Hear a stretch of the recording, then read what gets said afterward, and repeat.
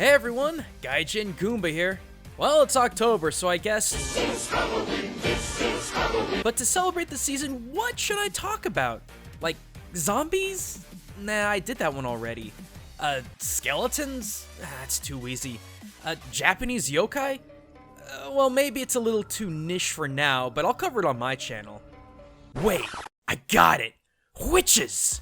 Witches are everywhere in gaming, but just how legit are they when it comes to actual witches of history and folklore? Kome and Kotake, aka Twin Rover from Ocarina of Time? Not really. The crones from Crookback Bog in The Witcher 3? Not even close. Even Gruntilda, one of the most recognizable witches in gaming, can't hold a candle to the most historically represented witch in gaming, Bayonetta. Now it's time to be naughty. I am completely serious, guys. In my research, out of all of the countless witches in video games, Bayonetta by far is the most accurate to history's account of black magic and witchcraft. And you wouldn't think that, right? I mean, every time you think witch, you think green sickly skin, fat, scraggled hair, big warty nose. So how do we go from this to this? Let's break down the details. First and foremost, out of many of video games' witches, none are more physically free-spirited as Bayonetta. Sure, the Witcher's witches are pretty eager to get down with Geralt, but sexy confidence makes up so much of Bayonetta's character, and for good reason. To put it simply, in order for witches in the 1400s to get their power, they had to make copulation pacts with incubi. Basically, male demons who seduce women for their ability of reproduction in exchange for dark power. See, demons couldn't really procreate, so they needed surrogate parents. And this typically wasn't a one-time deal either. It was almost expected for witches to, well, put out constantly for demons, which according to history of European witches, they did happily. But here's the weird thing. The demon Bayonetta made a pact with was Madame Butterfly, a female demon. Not exactly a great example of a male incubi, right? Well, here's the thing. Incubi and succubi were typically one and the same demon. As previously stated, demons couldn't procreate, so they had to basically use humans as vessels of procreation. To put it tastefully as I possibly can, if man biology was needed, the demon would become a succubi, and if female biology was needed, the demon would become an incubi. Therefore, regardless of Bayonetta's preference, Madame Butterfly, in theory, could take on whatever appearance she wanted in order to tempt Bayonetta with a pact of power. So as much as I'm sure it has unfortunately upset people, Bayonetta as an overly flirtatious and even sexual protagonist when compared to the witches of folklore and history is actually very accurate to her source material.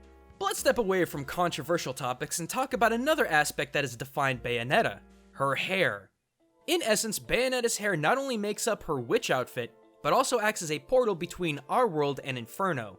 Not only does this allow her packed demon Madame Butterfly to come into the real world with punches, kicks, or just straight up showdowns, she can actually summon a plethora of demonic beings.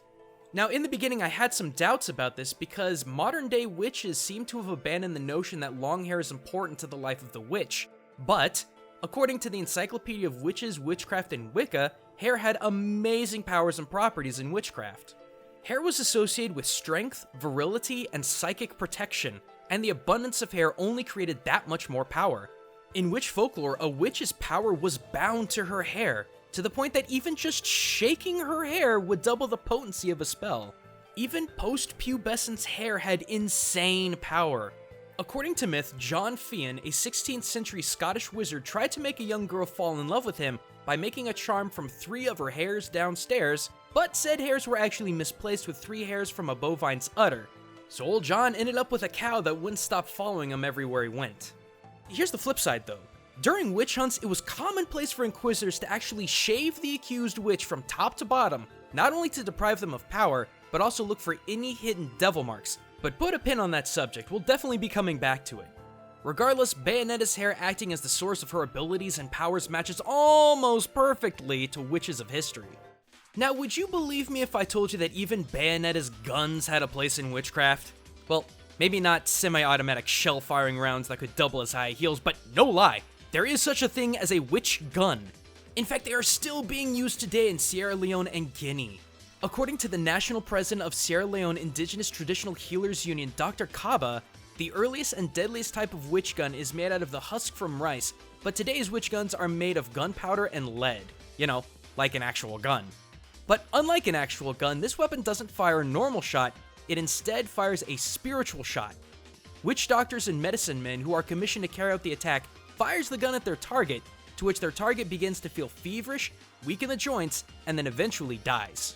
And as I said, to this day, witch gun cases are under investigation, and those accused of their use are branded dark magic users and are beaten, banished, or even lynched.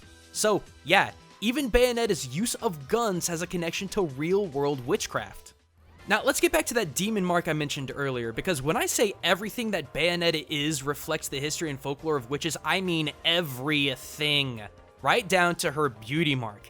That's right, even her mole identifies Bayonetta as a true history witch. See, whenever a woman made a pact with a demon, she would gain what was called a devil mark. This could be anything from scars, skin tags, blemishes, superfluous nipples, birthmarks, to yes, even moles. These markings would be hidden in any cavity of the body, including under armpits or even under eyelids. And like I said before, during witch hunts, witches would be stripped naked and every inch of their body shaven in order to not only rob the witch of her power, but also to expose any devil markings the witch may have. If discovered, pins would be driven into the areas to check for sensitivity. If an insensitive area was found, the witch was condemned. So what does this have to do with Bayonetta? Well, it involves a few spoilers, so you have been warned. In the first Bayonetta game, we discover a little girl named Cereza, whom at first is believed to be the daughter of Bayonetta, but in actuality turns out to be Bayonetta herself as a child. Now, you notice something Bayonetta has here, but not here? Yeah, that's right, her beauty mark mole. Now, according to my research, beauty mark moles are typically just birthmarks unless created artificially for the sake of enhanced beauty.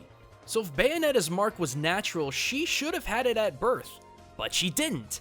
In fact, we only see it on her as an adult witch. Therefore, I can only draw the conclusion that Bayonetta's beauty mark is in fact her devil mark. And when you consider Bayonetta's character, that's actually pretty fitting for her mark to associate her with beauty. So there you have it, gang. Out of all of the witches in gaming to this day, I cannot find a more fitting example of historic witch culture as Bayonetta. Everything about her, from her hair, to her sexiness, to her guns, to even her facial features, parallels her one-to-one to the long-standing history and culture of witches and witchcraft. Thanks for watching, everyone, and a big thanks to Loot Crate for sponsoring this video. Every month I get a theme box that for as little as $14 a month gets 4 to 6 items worth $50 to my front door. Last month's DX Bach theme of speed brought with it an original shirt, Mad Max art book, Transformers messenger bag, and my favorite item, a 1:24 scale replica of the Back to the Future DeLorean. And with it being October, this month's theme of horror offers exclusive items from the Texas Chainsaw Massacre, The Walking Dead, A Nightmare on Elm Street, and Friday the 13th. So if you want in on these exclusive goodies, head on over to lootcrate.com/culture and input the code CULTURE at checkout for 10% off your purchase. But don't wait too long, as this offer ends October 19th at 9 PM Pacific. But if you're looking for even more spooky culture and gaming videos, click here to check out the newest game exchange on my channel over the terrifying butt-pirating Japanese monster featured in Yokai Watch, the Kappa. Or click here to check out the unbelievable origins of the most cliché but popular monster in nerddom, the Humble Zombie. But until next time, everyone, this is Gaijin Goomba, signing out.